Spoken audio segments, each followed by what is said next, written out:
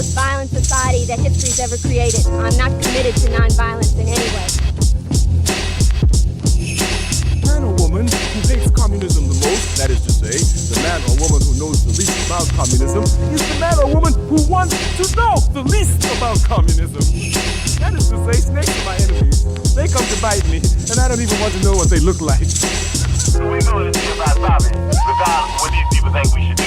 Because school is not important, and work is not important. Nothing's more important than stopping fascism, because fascism will stop us all.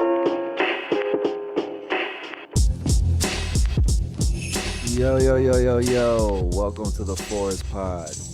Power to the people. That's my placeholder tagline for the show. You like that? Yeah, I rock with it. It'll do for now. I'm gonna think of something better. I like it. I mean, it's a great saying. I just say that to myself all the time. It's your boy Comrade Villain. I'm here with the kid Comrade Lab. What's good, bro? Same old shit, man. Class struggle. Always. That's about it. That's every day. How you been though? You good? Yeah, man. Just, working. Trying to stay above water like everybody else. You know what I mean? Yup. You see anything crazy going on this week in the news? Just the normal stuff, man. Just the normal stuff. Normal Trump stuff. Normal Trump stuff. Yeah. Like tariff related? Yeah, all the tariff stuff and immigration stuff and, whatever else. Arresting judges. We're definitely going to talk about arresting judges. That's a key marker for fascism in America, I think. That might be the second part in the history books after the ignoring the executive order about, or ignoring the Supreme Court about getting that guy back from Venezuela or from El Salvador. So if that's technically where it started, this is definitely the next step, I think, arresting judges. So that's what I want to talk about. Before I talk about that, because that's going to be some serious shit. Anything else? Anything else going on in the world? There's a bunch of shit going on, but we only got about an hour. I mean, true. That's what we're shooting for. We'll see how that goes. Yeah. Yeah, I mean, you saw what fucking Thug said about Gunna though, right? No, I did not. He said, I know everybody wonders like what their relationship is. And then he says, I don't know. So He said, I don't know. yeah. Okay. So it's kind of funny. He also said some shit about they asked him, it was like his first interview since he'd been out, and they asked him about the Kendrick using him in the Drake diss, and he was like, I don't know what that was about, but I'm a fan of Drake, essentially. So that's cool. He's sticking with it. And I know one more news thing that I saw this week that's interesting. Kanye, right? Oh, God. Kanye had his little thing with cousins, and if you don't know what that is, just look it up. You saw Boosie said something about it, right? No, I didn't see that. All right. So Boosie, he said something, and I'm about to say that. And Kanye, he said something back. And I want you to say what Kanye said back. I'm sending it to you right now. I just sent it to you. But this is what Boosie said. He said, damn, Kanye, I feel bad for this dude. I guess I should say it. Kanye's put out a song about he always sucked his cousin's dick whenever he was a kid because he found some gay porn magazines. So yeah. Anyways, Boosie said, damn, Kanye, I feel bad for this dude. Feel bad for this dude. This dude been through some shit, bro. The rants make sense now. That's what I thought. Shit kind of makes sense now. The man was sucking dick as a child. Shaking my head. His mind is fucked up. I hate him having to go through this as a child. This man coming for any and everyone with the rapture, whoever wronged him, and they in trouble. And Boosie's like super homophobic. So, it's almost like he's defending Kanye. Right. But then Kanye had a little Twitch stream recently, and read what he said to Boosie. Is this it right where it says, I know that nigga Yep. smell poor? Yep. I want to say that again. I know that nigga smell poor, and I ain't never met him. Nigga smell poor. That nigga is poor. What are we talking about, smell? So that's pretty funny. And then And then Boosie, you know, he loves like going to war. He said, "I smell LOL never. Your mouth smells like ham and cheese, Hot Pocket, when it come out the microwave."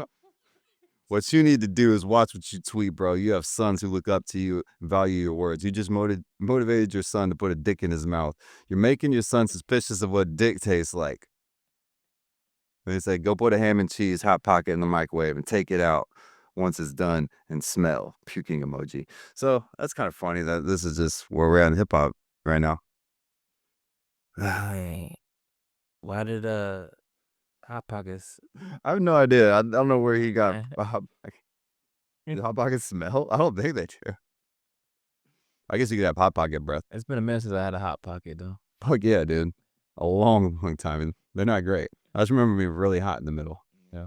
All right, so yeah, that's what's going on in the world. I guess we should talk about some important shit, specifically fascism and its rise in America, and not just hyperbole. And here's some hard, concrete example. All right, so the FBI, the feds, Department of Justice, arrested a judge in Milwaukee for allegedly helping an immigrant evade ICE. What do you know about this, Brent? Not a whole lot. I mean, I saw the headline, but I didn't really read into it too much. Okay. So essentially what happened, there's this judge in Milwaukee, a state judge. Her name is Hannah Dugan. She got arrested at the courthouse.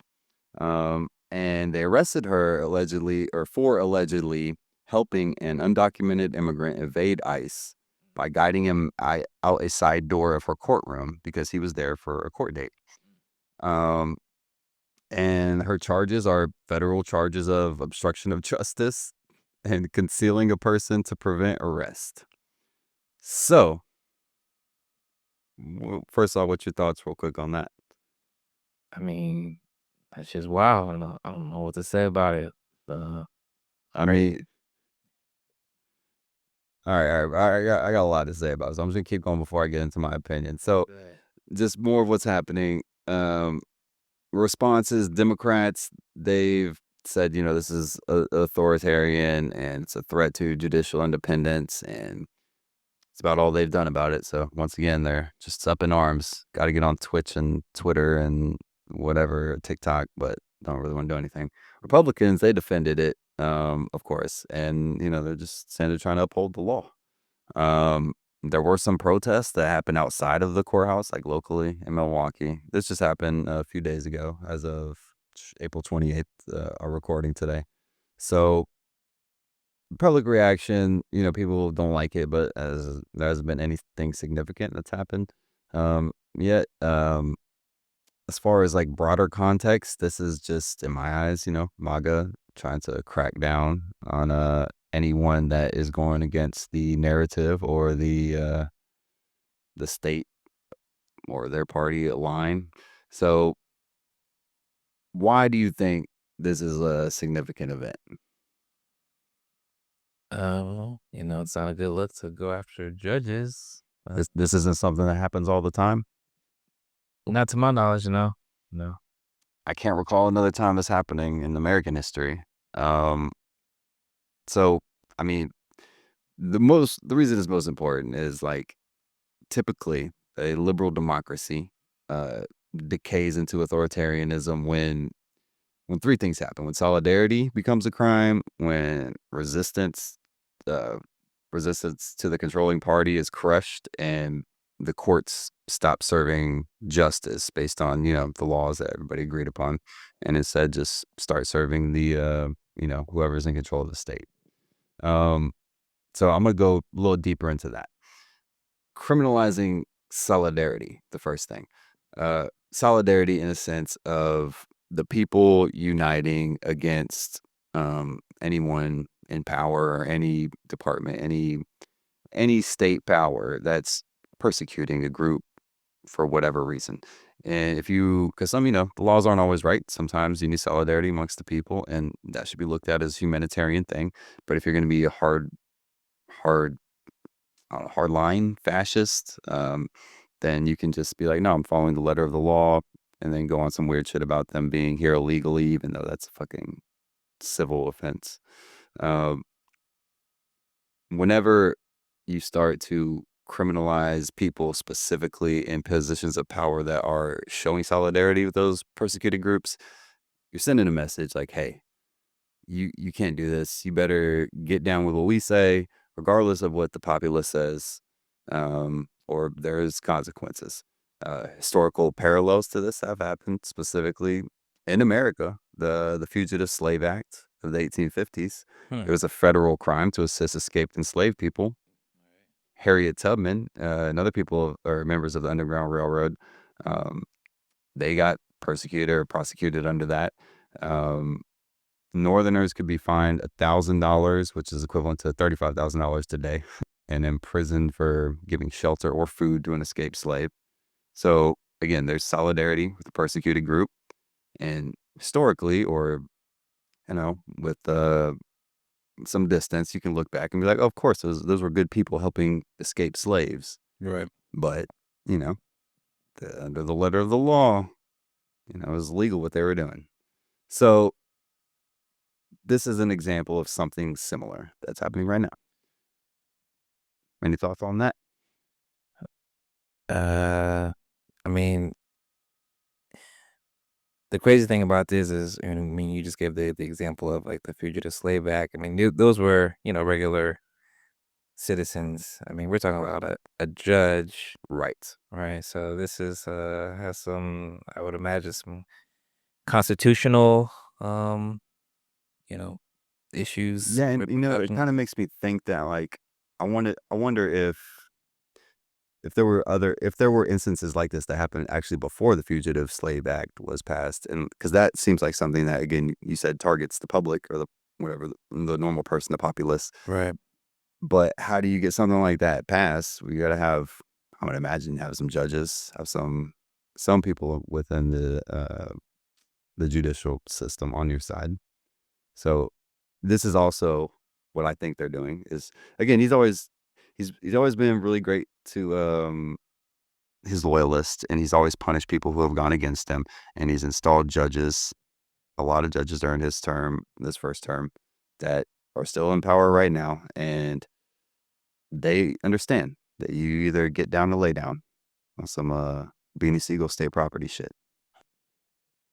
So that's the first thing. You crush the solidarity.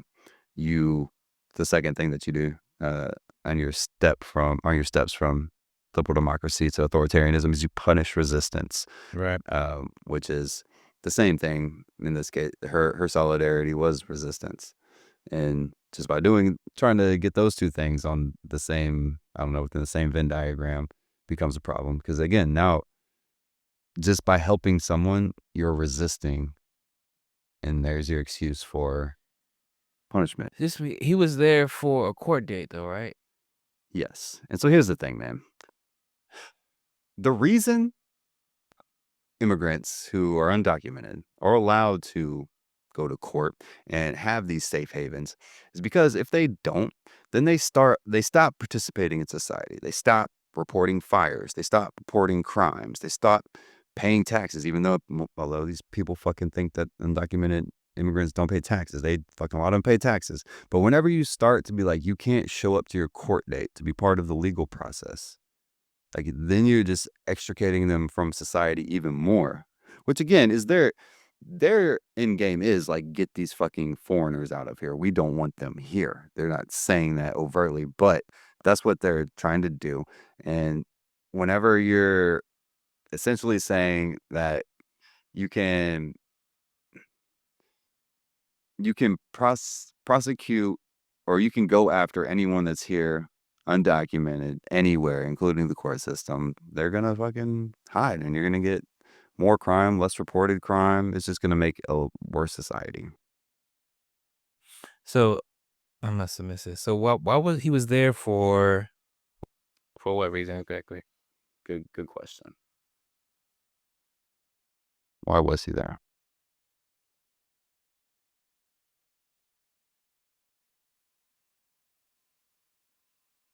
No, keep talking while I'm looking this up. I know you got other thoughts.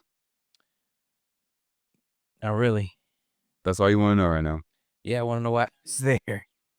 I mean, I imagine that he I mean, it's the thing. He was undocumented, correct? So I'm assuming he was there because the court wanted him there for something to do with his legal status.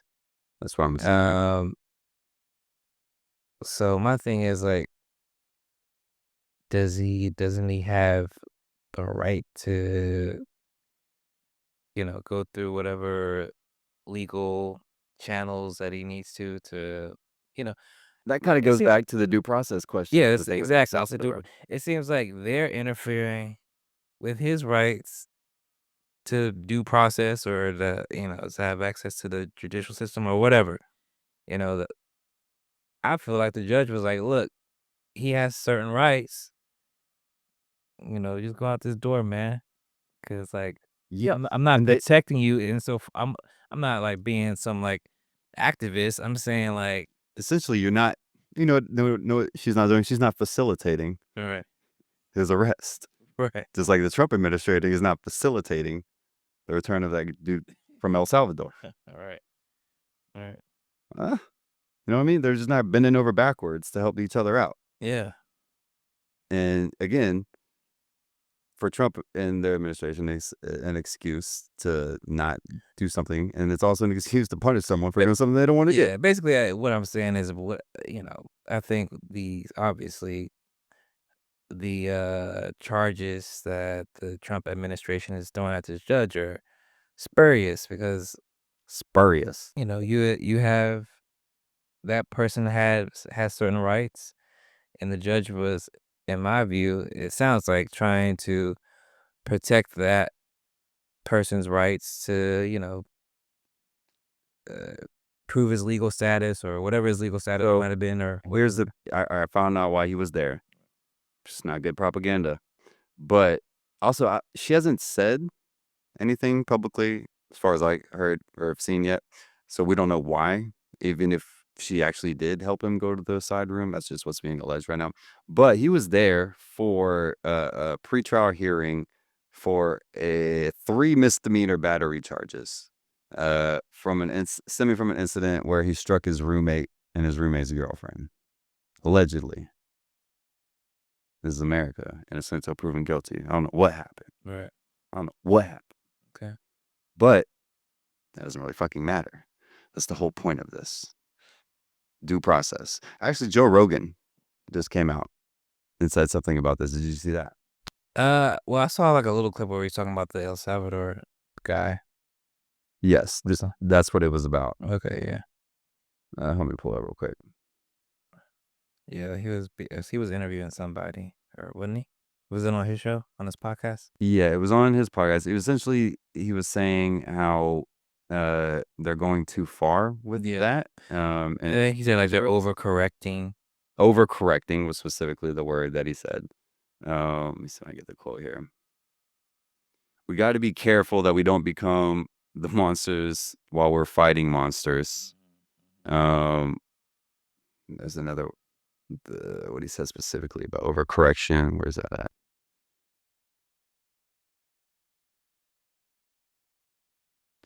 It's not here, but yeah, essentially, yeah, like you said, don't. Okay, fine. These people here illegally, you get them out, but give them their day in court, because he said if in 2028 power switches to the other side and they just decide that they want to put you in jail without giving you a court date, then that could be a bad thing. Right. And so that right there, to me, that kind of shows that like the maggots, damn, like, I want to say maggots because it sounds more like the gay slur, but it doesn't. MAGA, it doesn't work. But anyways, they want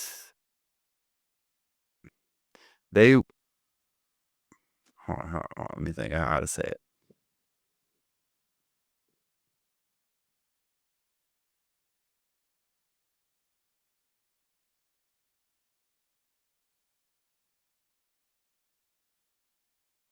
They don't think the Trump administration and MAGA doesn't think they're ever not going to have power again. I guess probably the easiest way to say it.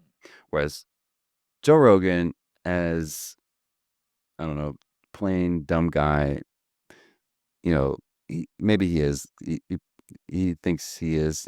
That's his excuse for all the crazy stuff that he says. But he might think that, yeah, there's definitely going to be elections in 2028, and there's a good chance that Democrats get power again.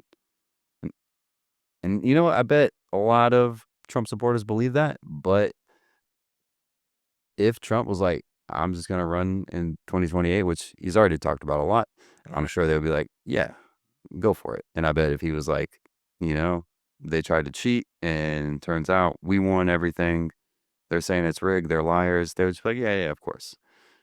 They're not ever going to give up power again, so they don't have to worry about this being used against them. So they don't really care.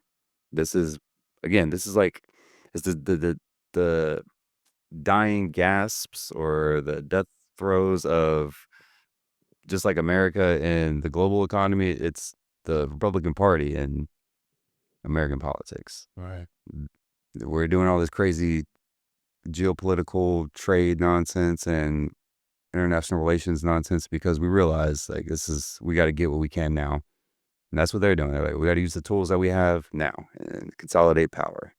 This is it. This is like, we're here. We're past when is it going to happen? Can it happen? This is it, guys. We're in it. So what's going to happen like as a response? Probably nothing. But whenever you hit those three things, oh, my bad. The last thing, essentially turning the judiciary into an enforcer of the imperialist state instead of what it's supposed to be, which is a check. And that's Turning the what into the the judiciary or just the judicial system. Like you're getting judges that are going to be on your side and be loyalist to you and enforce your policies instead of Constitution or state law or whatever.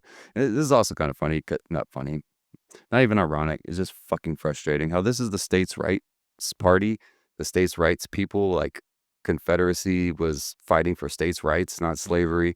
But you're gonna say we can arrest state judges from like feds should be able to just do that because that's what the feds want. And that's the type of shit that Joe Rogan thinks because he thinks that much. So he's like, that's not good. But it is what it is. Last few things I'm going to say. The last big question that I had about this is why is it happening now? Why do you think now is the time that he's decided to take this major move? To, you know what? I'll say both major moves to not facilitate the return of this guy, as like the Supreme Court said, and to start arresting judges and, trying to get his loyalists and everybody in line. Why now? Why do you think? What do I think? Yeah. Oh, I mean, why not? You got power. Got both houses. Why not slow play it like Bannon wants to do? I mean, as far as consolidating power goes, I mean, I feel like, look, maybe they're worried about losing in 2026, losing the house or whatever. So, I mean, they've been moving fast, breaking stuff, with Elon Musk and all that stuff, but like, Right. not overtly, technically constitutional crisis type shit. This is overt.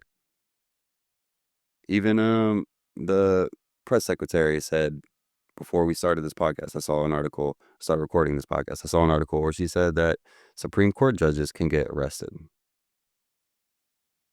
The press secretary? Yeah. Yeah.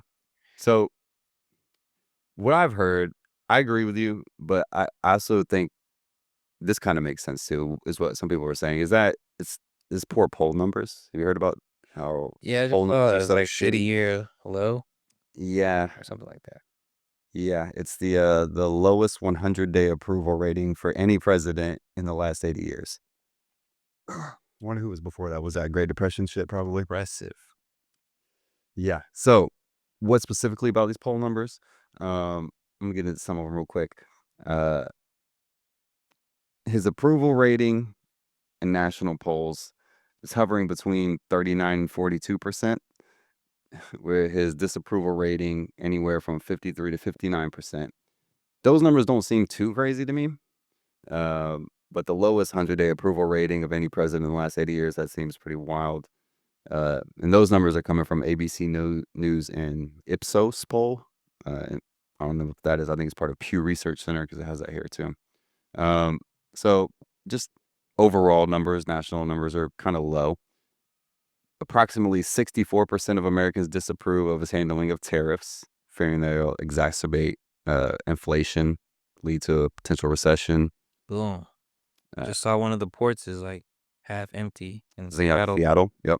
Saw that too. And I saw something about a Louisiana port. So Dang. yeah, I mean, it's not the impact of the tariffs, it's not gonna be immediate because the supply chain things are in motion, but there's a chance maybe we go to the store in a couple of weeks, the grocery store in a couple of weeks, and we're like, wait, there's a lot less shit on the shelves. And then people will really start to be like, what the fuck is going on? What do we got to do here? So that comes from Washington Post, ABC News poll, those numbers. I'm trying to give all the sources from my numbers here. Around 55% of Americans disapprove of the budget cuts, the federal budget cuts, mostly because of concerns over impacts on government services. That's from the Pew Research Center. Those services are like education, healthcare, disaster relief, FEMA. And only 11% of Americans feel better off since Trump's reelection. 51% believe the economy is deteriorating, mainly due to the tariffs. That comes from the Times, CNN, College poll. Primarily blaming tariffs for those numbers. And then one more, the Harvard Kennedy School put out a poll saying 59% of young men, so like 18 to 29, now disapprove of Trump. Their approval of his economic performance has dropped from 62% in January to 48%. So young white men, probably because they voted for Trump, are stupid as fuck. And it took them 2 months to realize that was dumb as hell, apparently. So they're starting to get it. But actually, one more overarching set of numbers from Real Clear Politics, issue-specific approval ratings. On the economy, 42% approve, 54% disapprove, so mostly disapprove. Foreign policy, 41% approve, 54% disapprove, so mostly disapprove.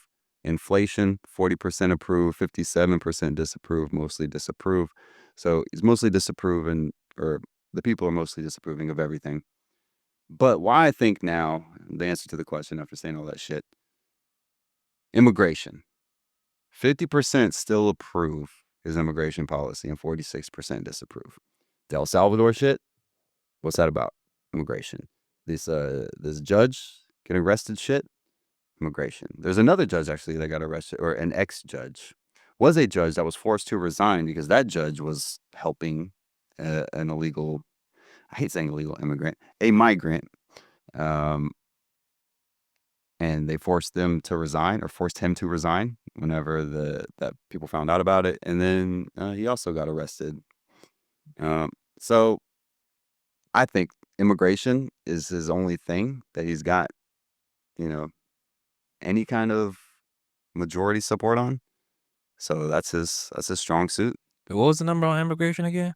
50% approve, 46% disapprove, Okay. and I guess 4% just don't give a fuck. They're good. They're worried about what Kanye's doing. What is he doing? What did Boosie say? So that's what I think. That's a good reason. I mean, do you really need a reason? I don't think so. But strategically, if you're going to pick any issue for your reason or justifiable takeover of the American government, there you go. He's the one you got the most support for. Right. So, any final thoughts from you on this craziness? No. Cool. Well, before we move on to the next segment, I got to thank today's sponsor, our first sponsor, Freedom Court. Now 100% state-approved verdicts. Are you tired of unpredictable court rulings, frustrated by judges who insist on following the law instead of the leader? Introducing Freedom Court, the nation's first fully state-approved judicial system. At Freedom Court, you'll enjoy verdicts that are pre-cleared for patriotism, profits, and political loyalty.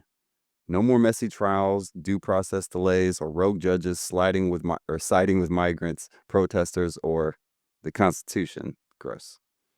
Freedom Court guarantees deportation orders in 30 minutes or less, asset protection for billionaires, harsh sentences for anyone who questions authority. Freedom Court, because real freedom is doing exactly what you're told. Call now at 1-800-MAGA-LAW, because your freedom isn't free unless we approve it. Freedom Court is a registered subsidiary of MAGA Court. Verdicts not available in democracy practicing regions. Terms and conditions apply. What's up, Comrade Lab? I heard you got something you want to talk about. Yeah, I guess we could talk about this. So I want to cover this recent assassination attempt of Ibrahim Traore. I'm not sure if I'm pronouncing his name correct. Okay. But Who is this? Who's that guy? he's the president, I guess. I'm not sure what his official title is. Now, you don't do any research. Yeah, I did zero research. It's all good. I'm not prepared at all. Just forewarning here. Mhm. Full disclosure. But yes, he's the leader of the West. He's the president. Is he the president for sure? Yeah. Okay, we'll say he's the president. We'll say. I just fact check. He's the president. He's the president of Burkina Faso, which is What? Where is that? it's a West African country. I thought Africa was a country. I'm just kidding. Oh, I got out. So yeah, this was on April 21st. I'm just gonna read from a little bit from this article here. This is from the People's Dispatch. Shout out to the People's Dispatch. Check out their work. They do great work. That's Vijay Prashad's publication, but there's a lot of other authors there. Cosign. Let's see. On Monday evening of April 21st, Burkina Faso's military authorities announced that they had dismantled a major plot aimed at promoting a coup and sowing total chaos in the West African country, Burkina Faso. The announcement was made by the Minister of Security. I'm going to mess up his name, Mahamadou Sanaa, who stated that the leaders of the coup attempt are allegedly based in Cote d'Ivoire, whose government under President Alassane Ouattara is allied with France's interests in the region. So yeah, this was a coup attempt. Apparently this wasn't the first one. So basically I wanted to talk, and I'm going to jump around a lot here. So Let's do it. if you have questions or anything, let me know, because I did not prepare, so I'm going to be kind Well, I got questions already. But I'll let you Okay, go go on. ahead. What's your question? Wasn't there just a coup? And wasn't there a coup to gain independence in Burkina Faso not so long ago? Yeah, there was. Okay. So So this is a coup on the coup.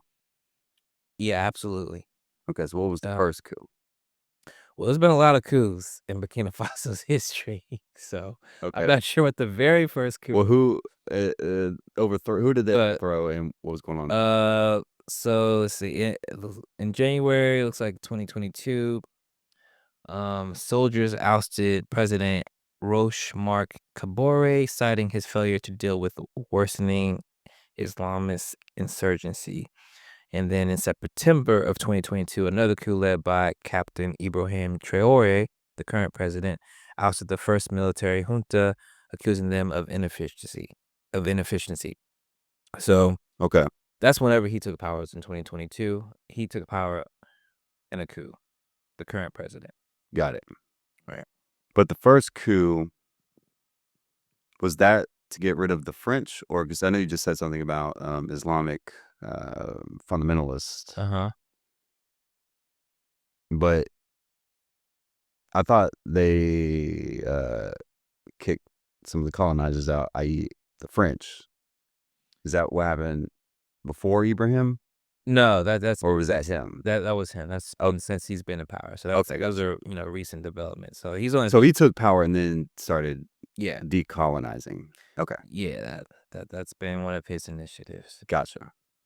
Um. So yeah, I mean, I did want to kind of I like to find a good headline and use it as a reason to sort of give a little bit of history of what's going on, Yeah. and why this is important, of course. Um, so again, Burkina Faso is a country in West Africa. Uh, it's historically it was a French colony, um, and it's a landlocked country. They have sort of um, not a lot of resources. I think they have some gold. Um, they have some agricultural. It's a mainly agricultural economy, is my understanding. Okay. But as you guys may know, there's a lot of countries in Africa that were colonized by the French, including Mali, Niger, Senegal, etc. It's probably about Isn't Algeria over there? yeah, Algeria as well. Um, so essentially, what's happened is, Ibrahim Traore took power, and he initially he wanted to use his power to decolonize the country more or less. Okay. And he was largely inspired by um, Thomas Sankara. Okay. Who's that? So Thomas Sankara was sort of a revolutionary leader in the 80s. He actually took power also in a coup, if memory serves me Okay. correctly. But basically, he was a military officer, took power. He was super young. He was in his 30s, um, and started to, um, his focus was on like food sovereignty. He wanted to.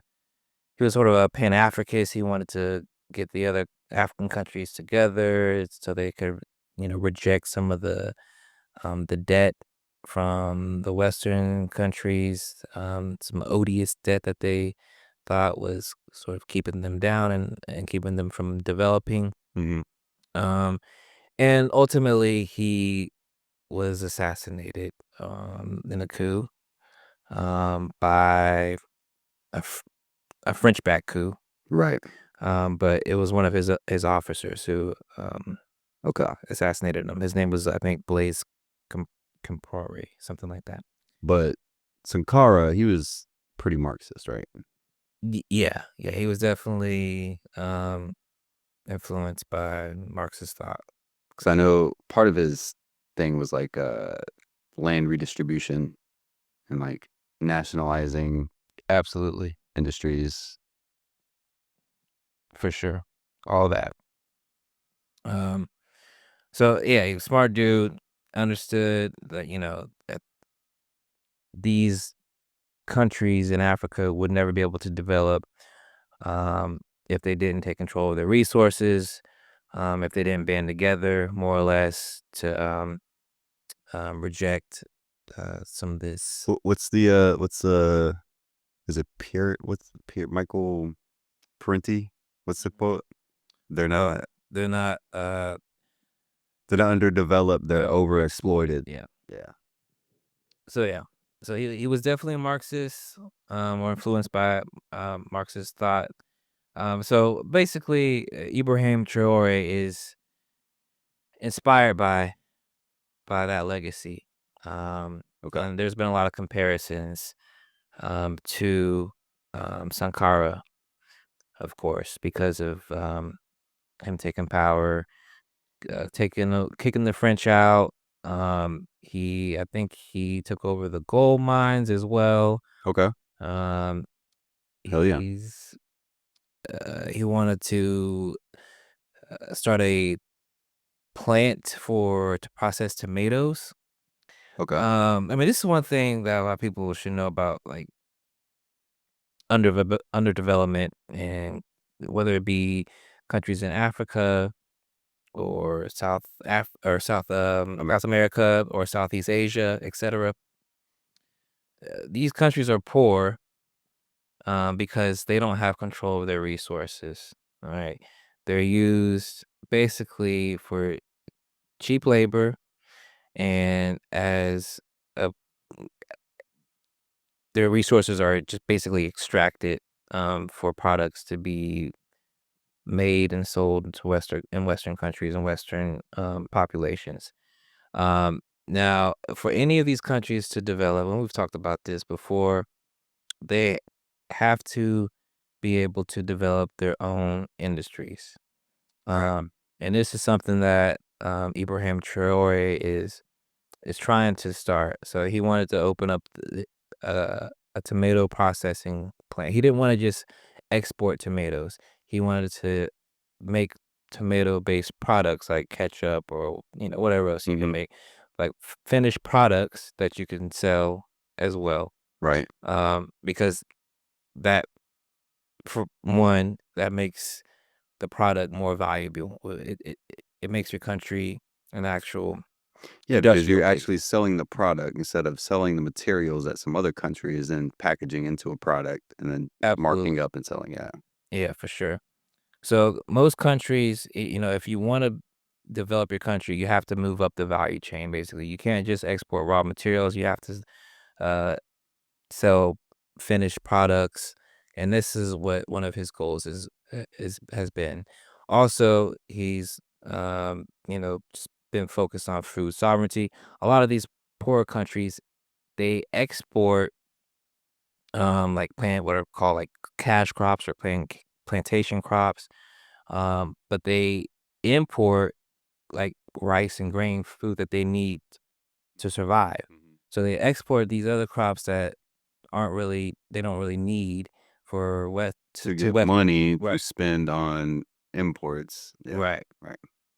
So this is the problem. So smart dude, he understands that dynamic, just like Sankara did. And so he's been trying to turn that around. Okay. So this is why there's probably been some assassination attempts. So okay. So now the new coup, the new coup. That's a coup by counter revolutionaries, or do we know who's behind it? Or Yeah, so uh, we according to this report, they said it was Cote d'Ivoire, that these people were based in Cote d'Ivoire, which is another country. Okay, that's another country. Yeah, and Okay, well, actually, I did see something about Ibrahim blamed the Ivory Coast. Is that where? yeah, Cote I'm pretty sure d'Ivoire it's is part of the okay, Ivory okay. Coast. Yeah. Gotcha. Let's see. I'll just read this a little bit. So this is not the first time that the country's military authorities have announced a coup attempt. In 2024, Traore had already claimed that the existence of a so-called operations center to destabilize the country based in Abidjan. Okay. In September of the same year, the junta announced that it had dismantled several attempts at destabilization, presenting the former president of the transition, Lieutenant Colonel Paul Henry Santiago Damiba, as the head of the military segment of this plot in Burkina Faso. Let's see, tensions between Burkina Faso and Cote d'Ivoire. The two neighboring countries intensified after Cote d'Ivoire condemned the coup in Niger on July 26, 2023, and supported the position of the Economic Community of West African States, ECOWAS, to intervene in the militarily to reinstate former President Mohamed Bazoum, who was ousted after a military coup and a popular uprising took the streets of the country. So, they think that this coup was based out of Cote d'Ivoire. Cote d'Ivoire is also a French colony. I was about to say that sounds pretty French. Yeah, for sure. So And isn't Mali also in the Ivory Coast? no, it's not in the Ivory Zone. It's in the Sahel. Okay. It's not on the coast. But so that's why he's specifically saying Cote d'Ivoire, because probably the French connection. Absolutely. Okay. So yeah, this is Cote d'Ivoire is heavily influenced by the French still. I mean, their leader, their government is. Right. So there's suspicions that the French are using Cote d'Ivoire to try to overthrow the government. Gotcha. Okay. I see what you're saying. Right. Yeah. So That that- lines up. yeah, Sense for to sure. me. For sure. So yeah, I mean, this is going to be an important part of the world to watch, because Ibrahim Traore, Mali, and Niger, they also had coups, and they formed a sort of an alliance called the AES. I think it's like the organization of Sahel states or something along those lines. Okay. So they Oh actually yeah. What states? Sahel. Sahel. What's that? That's the part of Africa. It's Oh, like that's what that region is called. yes, the region. Oh, okay. It's like Okay. northern Africa. Okay. Gotcha. Um, it goes all the way across Africa. It's like it's Mali, Niger, Sudan. It's all part of the Sahel. That Okay. whole it goes So all it's the like way a across. band. Yeah, it's like a band that goes all Okay. the way across. So it's gonna be important to watch these states because they are basically the first African states to really buck the colonial influence of the French. The first former French colonies to really buck the influence of the French. And there's gonna be more attempts, I suspect, to overthrow not only Burkina Faso's government, but Mali's government and Niger's government. Um, they are trying to already sanction them. I think the ECOWAS, which is basically led by Nigeria, which is the largest economy in Africa. What did you call it? ECOWAS, What is that? the Economic Community of West African States. Okay. I like it. All right. Yeah, it's basically like I guess you could think of it kind of like the European Union, more or less. It's kind of like a free trade zone, like political organization.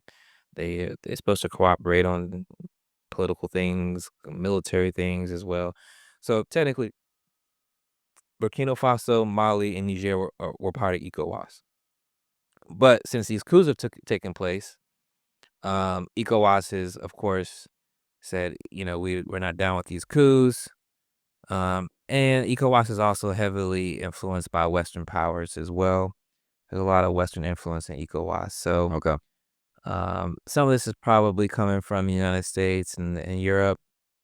ECOWAS has pressured Mali, Niger, and Burkina Faso to, I guess, maybe like democratize their governments or make changes to it. They don't like the fact that there was coups in the country. Because you can imagine if you're in a neighboring country and you're the president and you're seeing coups going on next door, you know, That could spread over yeah, here. exactly. So they're not really too fond of that. And United States and Europe have probably pressured them to do something about it. There was even talks about a military intervention at some point, which is part of the reason I believe that they formed this organization, this organization of Sahel states, because part of their agreement is like if any of us get attacked, we'll help each other. The old NATO strategy. Yeah. So yeah, it's like the Warsaw Pact almost. Warsaw Pact. So that's what's going on there. So it's going to be important to watch this because there are a lot of forces from the West and within Africa. Of course, a lot of the African governments are still heavily propped up by Western powers. Is Burkina Faso trying to align with the BRICS countries at all? Yes. So they are working with the Russians quite a bit. Okay. The Russians have offered a lot of military support. I know in Wagner, however you pronounce it. Wagner Group. Yeah, they have a heavy presence in Africa, but in the Sahel region in particular, in Okay. Burkina Faso as well. Okay. Um, so yes, they've been working with Russia quite a bit. Their BRICS affiliation is probably more of a work in progress. I don't think they've really done too much with BRICS yet. It's just the fact that they have diplomatic relations with Yes. Russia. Yes, that's a good thing because Russia is one of the leaders of BRICS. Just real quick, in case anybody doesn't know, what is BRICS? It's Brazil, Russia, India, China, South Africa. South Africa. Yes. And then there are more countries that have joined, but it's essentially an alternative to Western hegemony. Yes, absolutely.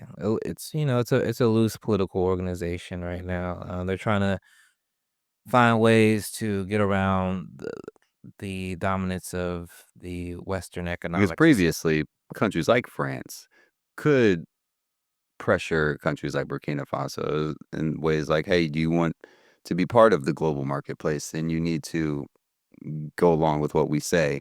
And if there's no other alternative, and they do want to be part of the global marketplace, then I mean, even though most of the time it's not a choice, but Right.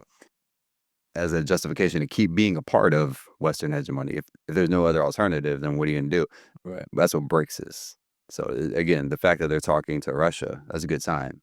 Is this another sign of American specifically, United States decline in global power relations, everything? And this is another reason why the West, of course, is very uneasy about these organizations or these countries developing independent governments because they don't want large countries like Russia and China to have a growing influence in Africa, which they do. Right. So that's another problem for the West and why these countries are going to get there'll be a lot of ways that they try to undermine these countries in coups and assassination attempts and economic strangulation through sanctions and whatever else they can do. Terrorist attacks probably.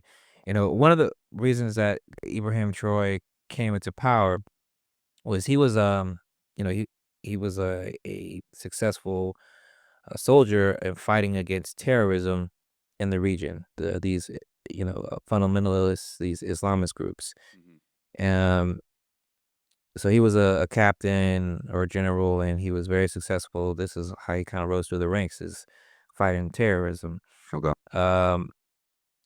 And sort of another reason I wanted to talk about this is this is the West half the time is creating more problems for itself than it's correcting, that it's fixing. It's it's always setting little fires. The reason that there's so much that there's a terrorism issue in that part of Africa is because all the destabilization that we've done in the region. All right. So whether it be Iraq, Syria, Libya in particular, because Libya is just to the north of the Sahel. A lot of these terrorist groups were, if not directly funded by Western interests, they were able to, get weapons and sort of grow their organizations because of all the destabilization in countries like Libya. After Muammar Gaddafi was overthrown, basically they ransacked his military and took weapons, took anything they wanted. A lot of these weapons were used to, try to take over parts of Mali and Burkina Faso. And, this is why Traore actually ended up coming to power because, he was a successful soldier in fighting against that terrorism. So, and that's the very similar thing happened in Iraq with de-Baathification. We got rid of all of the Ba'ath Party after getting rid of Saddam, but that left no one watching all of the armories and weapons, and everybody just went and took all the weapons, and now we have a whole country of armed radicals. So yeah, similar issue. Again, like you say, creating fires. Maybe it's not our intention, but again, this is like a not a side effect, a byproduct of meddling in other fucking countries. So Right. don't do it. Right. So, but I mean, we're going to do it because we need to exploit countries because we're colonialists. So that's a risk we take, and then we try to put out the fires later. But this is one of them. Right. And then we try to put out the fires by doing the same thing, though, like Yep, more destabilizing fires. the country, overthrowing more coups. Right. So it's a I know we're the dog in the meme. This is fine. Yeah. So that is pretty much all I have for that. I mean, it's just gonna be important to keep an eye on it. We don't talk about, and when I say we, I mean like the media in the West. Africa doesn't get a lot of attention.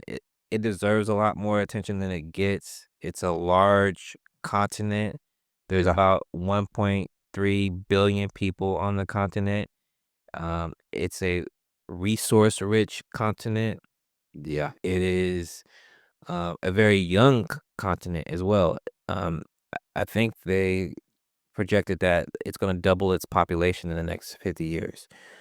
Um, so it's going to become an increasingly important part of the world, especially as we see the decline of the West. So I got one last question. yeah, Do you know of any criticisms of what was his name? Ibrahim? Ibrahim Traore.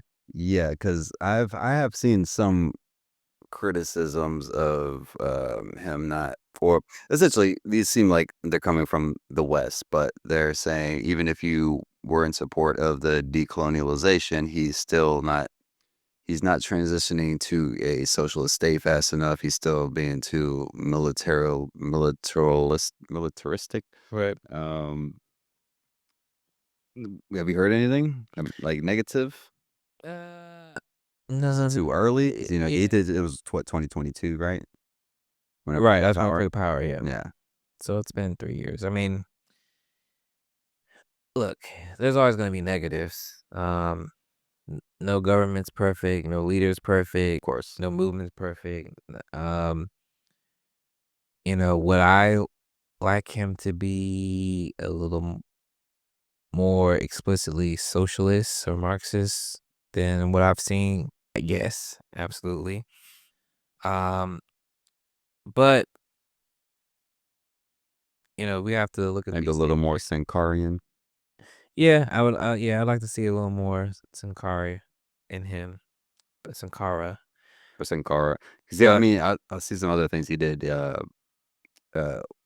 launched ambitious programs for food self-sufficiency, which it's kind of related to the tomato thing. yeah, Major literacy campaigns, mass vaccination campaigns, women's liberation, broke ties with the IMF and World Bank. right.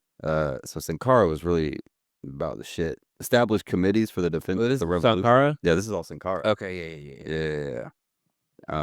So he did a lot of things, and you know, we're still hoping this is what Burkina Faso does now. But I always think about that Fred Hampton clip where he's like, "We can't judge Castro yet. We don't know. Right, It just happened." right. So that's where I'm at with this. And again, I'm not trying to both sides shit, but I try to be critical of everybody. Yeah, no, absolutely. I mean, this is something we definitely want to keep an eye on. Once we get power in a revolution, we have to hold their feet to the fire. Yeah, for sure, for sure. You want these people to be successful, but we also have to understand, the conditions that these movements exist in. There's a lot of pressures for them. Yeah. We can't, be purist when it comes to a poor developing country trying to find whatever methods it has at its disposal to sort of extricate itself from the Western colonialism. It's not going to be the perfect process. Um, Agree. So, we got to take some of these But lessons. what's more important than all of that is that the process is happening. Praxis. Stop talking about it, theorizing the perfect way to do it. Be like Burkina Faso. Act. Yeah, I mean one of the main criticisms that you would hear from the West is that, well, it was a coup, right? So like the fact that he's in That's power, very low. right? The fact that he's in power in the first place is the We problem, support coups all the time. right? That it's not a democracy, because this is what they say about America is anyway. every country we don't like, whether it be Cuba, I mean, it's our number one justification for everything we do is the spread of democracy. right? It's us versus tyranny. Do you want a king or do you want democracy? Those are your choices. Right. That's how black and white our propaganda is. Absolutely. Meanwhile, we're supporting people like the Saudi family. MBS. Yeah, so Yeah. So, all right. I'm gonna do one more ad read. We got one more sponsor before our last segment. So, you've successfully resisted Western hegemony and gained control of your government. Now what? Don't worry. Capitalism has a product for that too. The People's Plan. Because real liberation needs more than a slogan. Congratulations, you've kicked out your colonial masters, you've reclaimed your land, you're ready for the next step. But wait, who's actually in charge now? Introducing the People's Plan, the first all-in-one toolkit for transforming a coup into a real people's democracy. With the People's Plan, you get fully customizable land redistribution plans, easy install worker-run councils for every village and city, preloaded anti-corruption protocols, no generals required. Bonus, a free library of Thomas Sankara's speeches to remind you of why you fought in the first place. Don't watch the throne, burn the palace down and build a co-op. People's Plan. Because real freedom isn't about who's holding the gun, it's about who's riding the future. That's a lame-ass tagline. Call now at 1-877-4-FREE-PEOPLE, because real freedom doesn't come with strings. I like that better. Power to the people. Some assembly required. So, for our final segment. what we doing? I have no idea. Same shit. I just kind of want to just go over this random shit that's going on in the world. Okay. Just get your, based off the top of your head, what you know about it, opinion, what you think's going on, what you know about it. Trump's millionaire tax. What do you know? Go. Nothing. All right. I'm gonna tell you this in a series of headlines. From The Hill. Trump. I love the concept, quote unquote, love the concept of millionaire tax hike, but quote unquote, may not be acceptable to the public. The next headline, Bloomberg. Trump says he loves millionaire tax, worries of political risk. Okay, it's kind of like a rephrasing of the last thing. Next headline, NBC. Trump and Speaker Mike Johnson shoot down millionaire tax hike. Guess not. Next headline from CNN, Trump doesn't support a millionaire tax. So, I also saw something, I don't have this headline here, but it's something about Bannon talking about Trump needs to raise taxes. Did you see that? I think I saw a clip or something, but yeah. So, look, man, they're going to have to raise taxes. They don't want to. They're in a weird catch-22 position. This is why he even said it in the first place. He said it because not only is it a super popular, populist opinion that, yeah, millionaires should be taxed higher, but like, it just, you're gonna have to pay for all these tax cuts and all. Like, Doge ain't gonna make up that money. Like, we're not cutting back on military spending, as far as I know. So No, we're actually raising it. Like, Trump knows. Somebody told him. This is another thing about Trump, man. This guy really, sometimes he doesn't know shit. I swear to God. Sometimes. No. Damn thing. All right. He was asked the other day. Somebody said, like, asked him about the Supreme Court decision about facilitating the guy back. And he's like, we won that. And they're like, no, you didn't. And then somebody else, I think it was Sam Cedar, pointed out that Stephen Miller, is that his name? Mm-hmm. He said the same thing, that we won that case hands down. And Sam's like, I wouldn't be surprised if he told Trump that, and that's all he knows at this point, is that we won, when it's not true. And he goes on, he's like, what the fuck? We didn't win? Yeah. What do you think? No, I mean that's definitely a possibility. It seems like the only thing he cares about is the tariffs. So everything else, he's kind of just like freestyling it. Was the last person telling me? Yeah, they're probably like just focus So on. somebody probably telling, hey, look, man, we gotta do a tax hike on the millionaires, pay for this shit. And he's like, okay. He said that shit, and then somebody else is like, no. Mike Johnson's probably specifically, which is why he's in the headline. No. We're definitely not doing that. Yeah, So that's gonna be a weird struggle. The yeah. nationalists versus I've the heard Terrans. I've heard other people say that Trump will go with whatever the last person in the room told him. Oh, I've definitely heard that. So like, I've heard that as like I think a Democrat was saying that or something about him before when he ran the first time. I could go into a room with Hillary Clinton and Bill Clinton and like they'll be happy and agreeing, and then he'll walk onto a room with somebody else and say the exact opposite thing, and they'll be happy and agreeing. And then both of them or everybody says, yeah, Trump's a good guy. But so, it's just funny because that's going to be an internal struggle. The libertarian strain of super free market libertarian capitalist oligarchs in the Republican Party, and then the Bannons. So the Bannon is obviously still in his ear if these type of ideas are getting out there. And then the Elon Musk wing is still in control because it's getting shot down pretty quick. yeah, My man, interpretation. yeah, they got the money. Some money talks, man. Yeah, the millionaires are the people that are going to be like, no, Trump, don't do that. We won't let you at the golf club no more. Some world news. China canceled 12,000 metric tons of U.S. pork shipments. And usually, I'm all about, fuck the pigs. Pork shrimp. They were exporting that to us, or they were importing it from us. No, you know what? Great question. Because I just assumed they were importing it.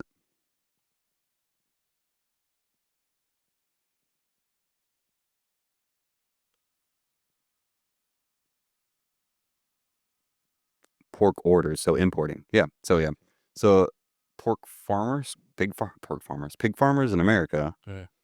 a lot of them just lost their little contract with China. Yeah. Yeah. But what's funny is China's the world's biggest producer of pork. Yeah, I didn't really know that they imported pork from us. I don't know, there's probably some fucking deal. Hey, you do this, get this from us, we'll take some of your pork. Yeah, man, the ripples of a trade war that people don't think about whenever they just start throwing tariffs on the world. Yeah, man, looks like the farmers gonna need another bailout. It's not a bailout when they get it. It's not a subsidy when they get it. It's just American green. Oh, you saw Trump said he talked with Xi about the tariffs, and China was like, no, you didn't. Yeah, I saw that. He said fake news. Fake news. Trump got fake news by China, y'all. That's wild. I wish I know how to say how the fake turn news hit. in Mandarin. How to say fake news in Mandarin? Yeah.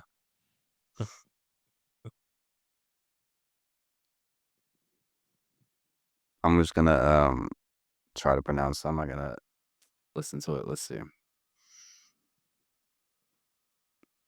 Xia Jinping. So yeah. That sounds pretty good. Xi Jinping said Xia Jinping. It's pretty good.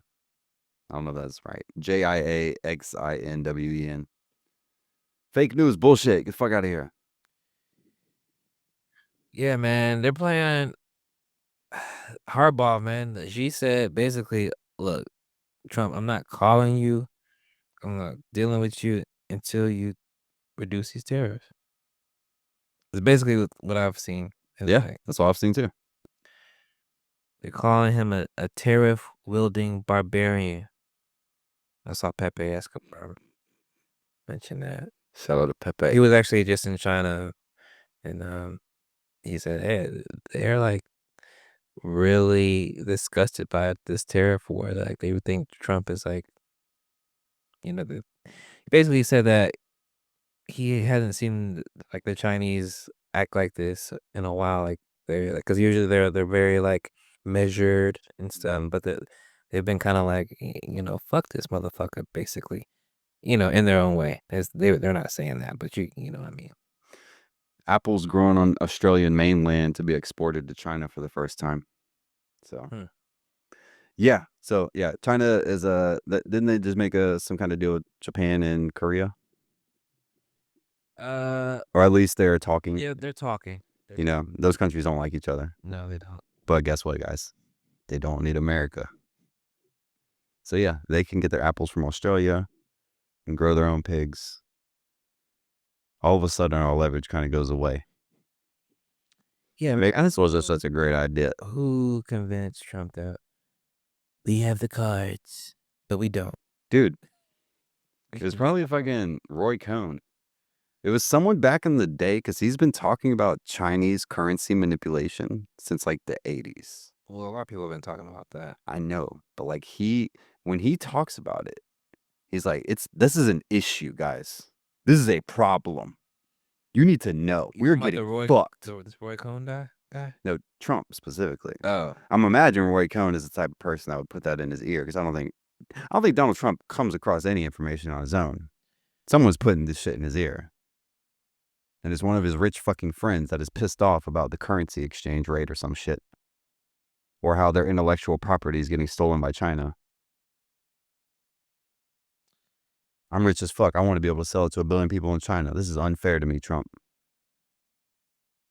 Yeah, that's what I said before when we were talking about this. Is like, that's still one of the few actual ideological positions that Trump actually, I think, has, is like this idea around like tariffs or what have you.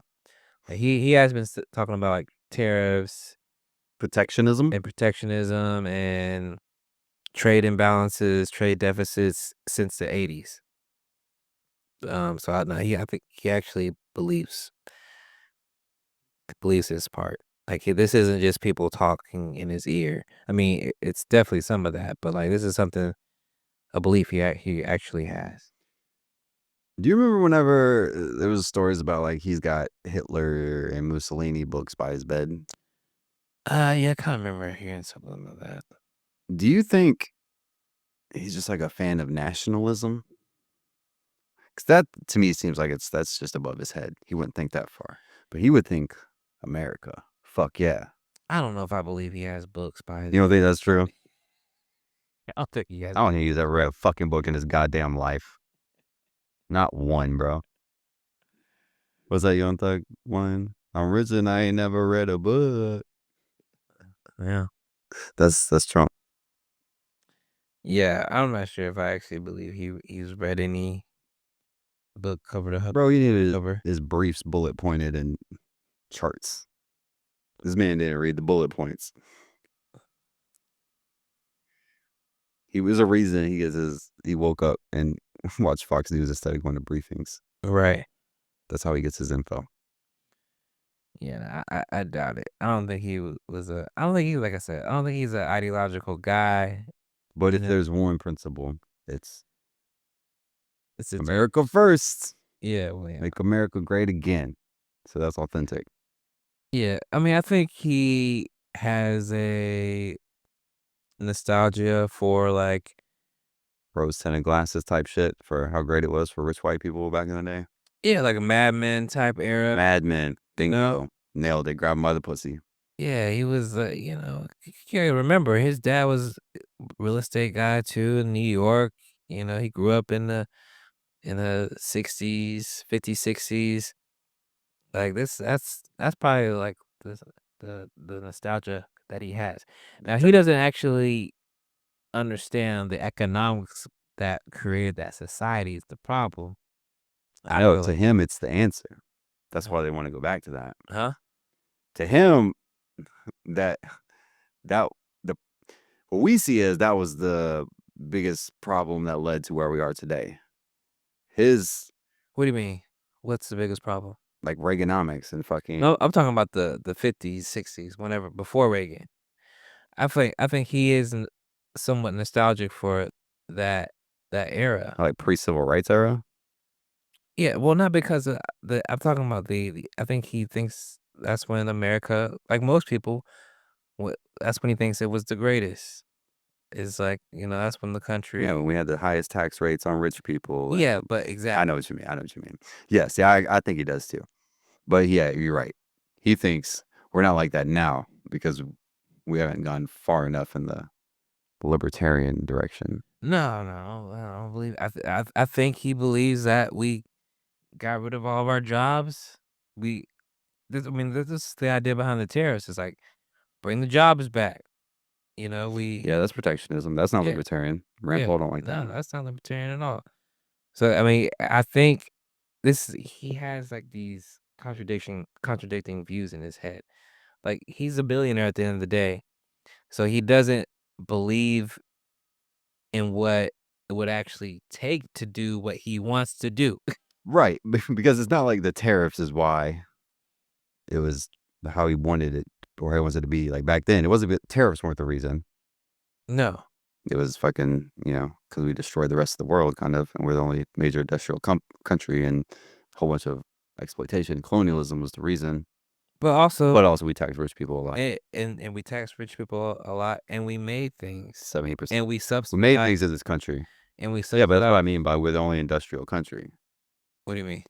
Like the rest of the world was rebuilding and buying shit from us. Right. Yeah. We were able to build these industries because we were straight. We didn't have a war here. Yeah, absolutely. Yeah. So he wants to bring that era back, but also he wants to keep all his friends happy. But he can't do both and himself happy. So that's what he, that's the That's true. Like that's the conflict. Yeah. Yeah, and that's kind of like the Musk and Bannon shit too. Bannon's like, hey, let's do these tariff protectionism shit. Do what you just said, bring jobs back, all this. Musk is like, I need them H-1B visas. Yeah.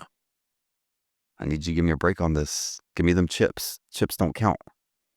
Chips don't count in the tariff. Yeah.